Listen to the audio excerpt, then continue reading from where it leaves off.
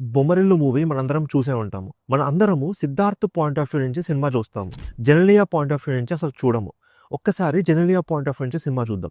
అందరితో హ్యాపీగా మాట్లాడుతూ, ఫ్రెండ్లీగా ఉంటూ, తనకు నచ్చింది చేస్తూ ఉండే ఒక అమ్మాయి. ఆ అమ్మాయిని సిద్ధార్థ్ నీకు అందరికంటే బెస్ట్ ఫ్యామిలీని ఇంట్రడ్యూస్ చేస్తా అని చెప్పి ఇంటికి తీసుకొస్తాడు. ఇంటికి తీసుకొచ్చాక నువ్వు అది చేయకూడదు, ఇది చేయకూడదు, అలా మాట్లాడకూడదు, ఇలా మాట్లాడకూడదు అని చెప్పేసి రిస్ట్రిక్షన్స్ పెట్టడం స్టార్ట్ చేస్తాడు. ఆ అమ్మాయిలో ఇదివరకు ఏదైతే నచ్చిందో అదే ఇప్పుడు నచ్చట్లేదు అని చెప్పి ఆ అమ్మాయితో గొడవ స్టార్ట్ చేస్తాడు. అండ్ ఆ అమ్మాయి కూడా అదే రీజన్ కి ఇంట్లో నుంచి బయటికి వెళ్ళిపోద్ది. ఒకవేళ సిద్ధార్థ్ తన ఫ్యామిలీని ఇంప్రెస్ చేయాలి, తన ఫ్యామిలీకి నచ్చినట్టు ఒక అమ్మాయిని తీసుకురావాలి అంటే తను ఫస్ట్ పెళ్లి చూపులో ఒక అమ్మాయిని చూస్తాడు.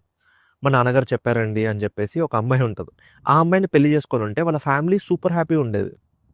అండ్ సిద్ధార్థ్ కూడా తలకాయ నొప్పి ఉండకపోయేది ఫ్యామిలీతో. కానీ తనకు నచ్చిన అమ్మాయిని చేసుకునడం వల్ల ఈ ఫ్యామిలీతోని గొడవలు అండ్ ఆ అమ్మాయిలతో గొడవలు అనేది స్టార్ట్ అయింది. ఇది ఎందుకు చెప్తున్నా అంటే, మీకు ఒకవేళ మీ ఫ్యామిలీకి నచ్చిన అమ్మాయిని పెళ్లి చేసుకోవాలనిపిస్తే మీ ఫ్యామిలీకి నచ్చిన అమ్మాయిని చూసి పెళ్లి చేసుకోండి. మీ ఇష్టాలని తీసి పక్కన పెట్టండి. మీరు హ్యాపీ, వాళ్ళు హ్యాపీ. లేదంటావా, నీకు నచ్చిన అమ్మాయిని పెళ్లి చేసుకోవాలనుకుంటే నీకు నచ్చిన అమ్మాయిని పెళ్లి చేసుకో. మళ్ళీ మా ఫ్యామిలీకి నచ్చినట్టు నువ్వు మారాలి, అలా ఉండాలి, ఇలా ఉండాలని ఇబ్బంది పెట్టకూడదు. I think most of the divorce cases and most of the fights దీనివల్లనే అవుతూ ఉన్నాయి. ఫ్యామిలీకి నచ్చినట్టు ఉండట్లేదు అది అని చెప్పేసి. మీకు వాళ్ళే ఇంపార్టెంట్ అయితే వాళ్ళకి నచ్చినట్టే చేసుకోండి పెళ్లి.